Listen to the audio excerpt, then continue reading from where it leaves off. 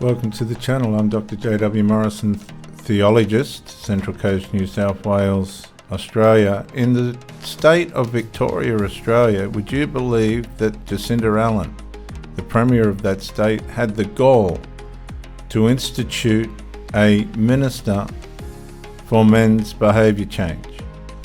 She forgot one thing: a minister for female behaviour change. Bells on him hours earlier. I have the disturbing updates about Toralina Fields and what she's also accused of doing to a dog. Welcome to Crime Fix. I'm Anjanette Levy. The case of Trudy Fields, a mother from Kentucky who was murdered and dismembered, is so incredibly sad. And the more we find out, the worse it gets. Fields' daughter, Toralina Fields, is now charged with murdering her, dismembering her, and cooking some of her remains on a stove at the home that they shared in Mount Olivet, Kentucky. That's between Cincinnati, Ohio, and Lexington, Kentucky. When I first told you about this, the autopsy was underway on what was believed to be Trudy Fields' remains. That autopsy is now complete, and that led to Toralina being charged with the murder of her mother. And now we're also learning from the grand jury indictment that prosecutors believe... Just let me say, viewers, a lot of these mothers enable these adult children to be so dependent on them that they can't navigate their life on their own sufficiently.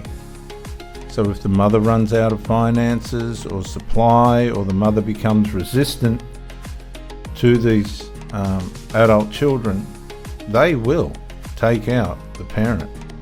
Believe that Toralina Fields also tortured and killed a dog. The grand jury in Robertson County, Kentucky, indicted Toralina on a number of charges, including murder, abuse of a corpse, tampering with physical evidence, torturing of a dog with serious physical injury or death, and obstructing governmental operations. It all started last Wednesday, October 9th, at the Fields' home on Briarly Ridge Road in Mount Olivet, Kentucky. A contractor called Kentucky State Police after finding what he believed to be Trudy Fields' dismembered body in the backyard. The contractor told police that he and his partner had been to the home the day before to do some work, and that Toralina Fields was casting spells on them and being confrontational. So this woman's obviously been isolated for too long. She sounds like some kind of spiritual fanatic.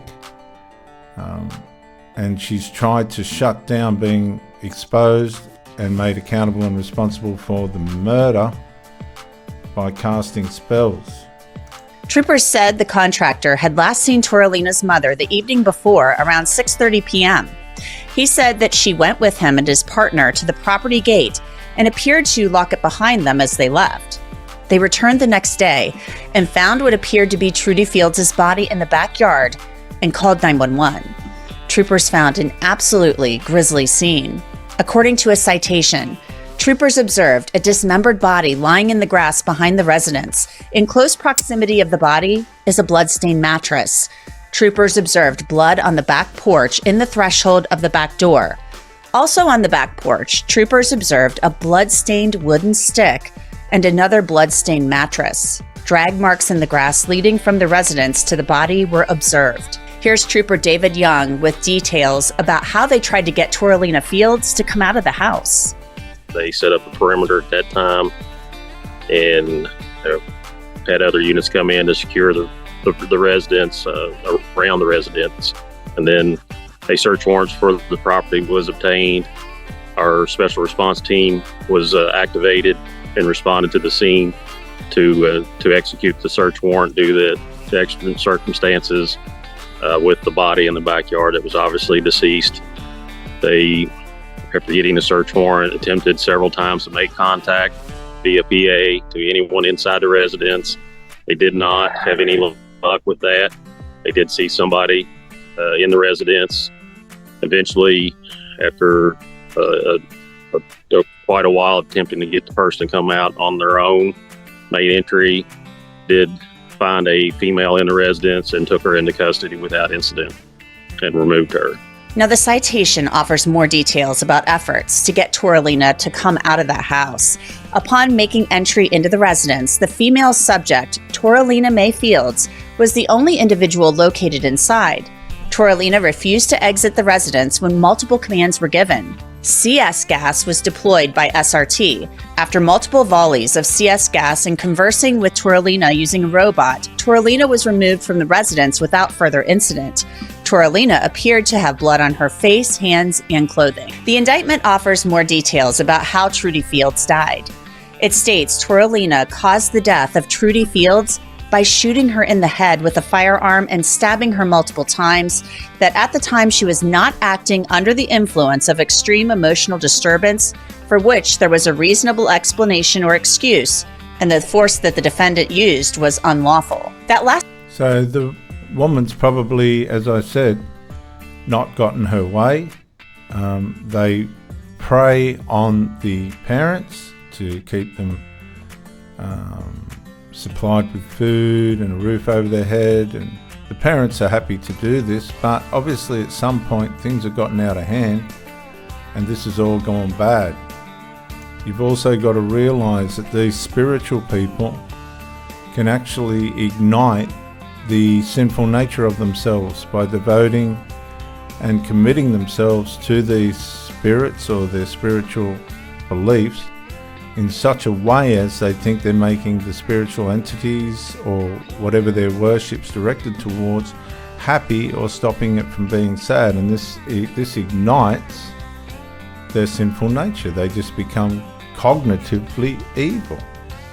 And the force that the defendant used was unlawful. That last part is important because prosecutors are basically saying they don't believe Toralina Fields' actions were caused by some sort of extreme emotional issue, although police had said they believed she was under the influence of drugs. Toralina Fields is also charged with abuse of a corpse. The indictment says when she intentionally treated the corpse of Trudy Fields in a way that would outrage ordinary family sensibilities by mutilating, decapitating, dismembering, and eviscerating the corpse of Trudy Fields and placing her head, hands, feet, and forearms in a pot in the oven and heating them until they were charred. Family members of Toralina Fields and Trudy Fields were in court on Monday as Toralina was scheduled to make an appearance, but she did not appear on the video feed as expected. Even though she has been indicted this morning, she's not been served. And so just out of precaution, the request is to set up for a preliminary hearing until she has been served with the indictment. Then I will make an applicable motion once that has been served, and we come back for whatever the date is for the preliminary. Most definitely. And the whole thing about casting spells as well is so crazy. I think that's all we know is what it said in the citation. We don't really have any other information about that. Just the mugshot alone, she's sitting there, she's in the green turtle suit, that's so she doesn't harm herself. She's sitting there and her eyes are closed, it's just kind of something else. And then she doesn't show up for court, obviously waives her appearance for whatever reason. And the judge enters a not guilty plea on her behalf, of course. This is all procedural. But, yikes. I mean, why? I feel like I'm seeing a lot of defendants lately waiving their appearances and not coming to court. I mean, is this a common thing? I feel like I'm seeing it more and more.